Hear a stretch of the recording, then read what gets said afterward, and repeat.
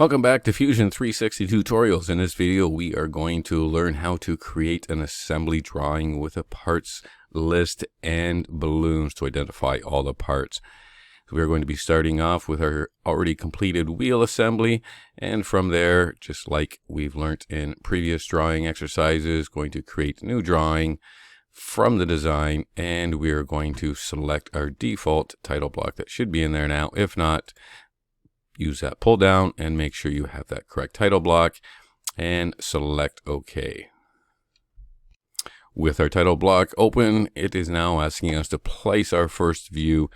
I am going to change this to the right side view, or right side view of that. We're going to use that as our front view. It probably shows the most detail, and I think we could double that scale up to a 1:2, which would be a half scale. And we don't need hidden lines on for assembly views all the time unless they're necessary. And my tangent edges will be foreshortened.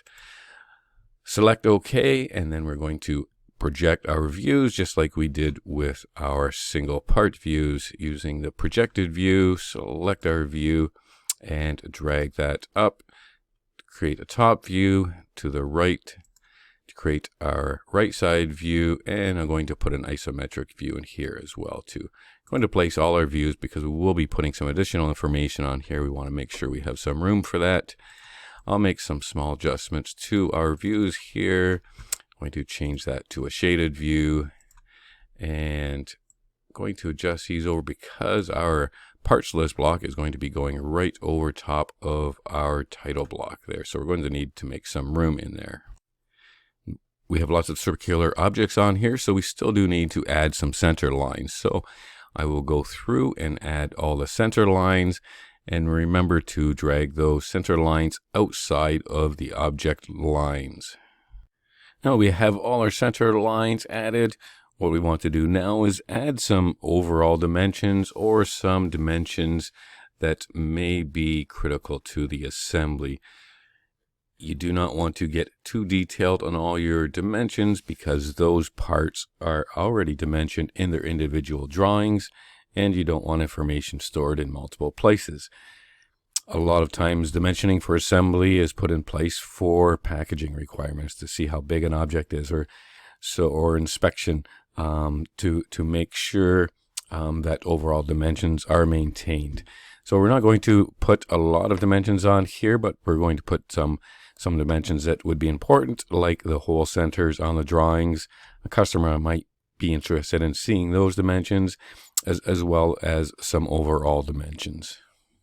So just like we use dimensions in our parts, we're going to do that similarly using the dimension command up here, and going to add the dimensions in here that would be valuable in an assembly drawing.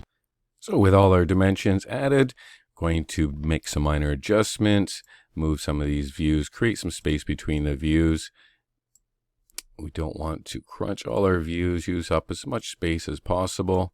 We might also want to see if we can change that scale, but I'm going to leave that scale for now. And we like to use this area up here just in case there's some notes. So the next thing we're going to do is we're going to add our parts list block. So if we look up to our top menu here under tables, and we drop that down, and we're going to select parts list. And we're going to drag that into place. We might have to make some adjustments after.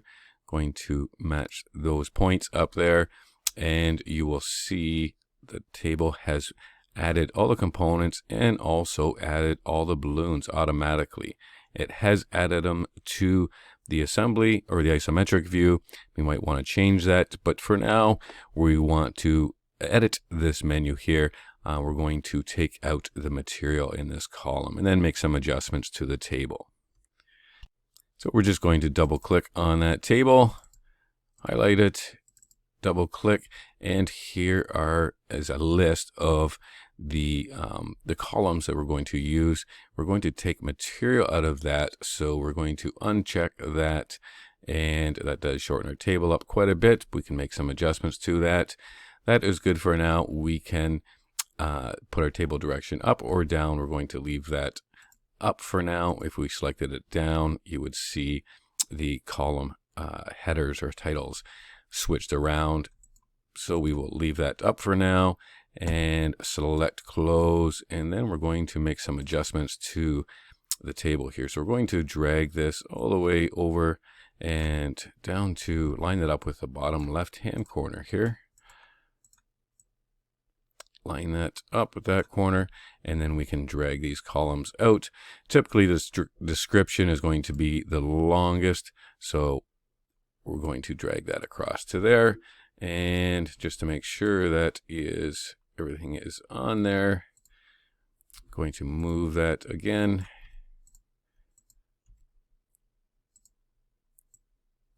And I'm going to select that point and drag it down so it snaps on that point, so we have a perfect alignment. So we do have our title block in there now, and all our balloons, as I mentioned before. What we're going to do is move some of those balloons to other views. So in order to move the assembly balloons, we're just going to select the balloon item that we want to move, and we're going to select the node on the end of the cursor. I'm going to start with the wheel, and it should snap right onto the object, and we want to drag this over in line with the view. Typically for circular objects, if you can have them pointing to the center, that would be nice, as opposed to something like that. So try and get your leaders relatively close so that they are pointing or in line with the center line. So we're going to go through and adjust each one of these balloons to a view, and we're going to put them in a view where that component is probably most visible. And we do not want to cross dimension lines again too. We want to keep this nice and neat and clear for the reader of the drawing. So I've completed adding all my balloons, and you can see I don't have any lines or leader lines crossing any dimension lines. If you can try and line these up horizontally, like in this case. So if I was to drag this balloon around, you will see it will snap in a horizontal or vertical line. It provides a much neater image as well too. I did make some modifications. I did turn off the tangencies, the foreshortened tangent edges, just to clear things up a bit. I think it looks better like that. There was a lot going on with all the curved edges on there. So I have all my balloons on here. I have my parts list on here. The last thing we're going to do is we're going to add our revision block up here. And I'm just going to have to drag my isometric view down here a bit to make room for that table. So we're going to go up to tables and select the table command. And when the dialog box pops up, we're going to select the revision history. And we're going to place that up in the top right hand corner and snap it in there. So we have our revision history title block or table up there, and we're going to add some information onto that. So in order to edit this information, we're going to double click on our block up there, and you will see another dialog box pops up, and we can select our columns again in there. So we have revision, description, date, and approved. That's kind of typical of what you would see, so we can leave those in there for now. And again, table direction, up or down, we're going to leave this as down. So we have some options for our font types here as well too. So just going to select those or keep those as default, and we're going to add a revision row. So we're going to select this plus button down there, and that adds an additional revision, and it starts at revision A. So I'm going to close that so we can take a look. Everything looks good on here, so we're just going to add some text in here. This is our first release, so this is something you might see in a technical drawing, is you might see initial release. So we're going to type initial release in that column, and we're going to put your initials in here, and we could adjust those columns again depending on the lengths, but usually the description is the longest column.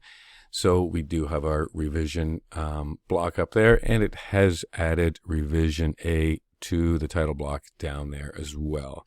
So we're going to go through and make some modifications to this title block, make sure it has all the correct information in there.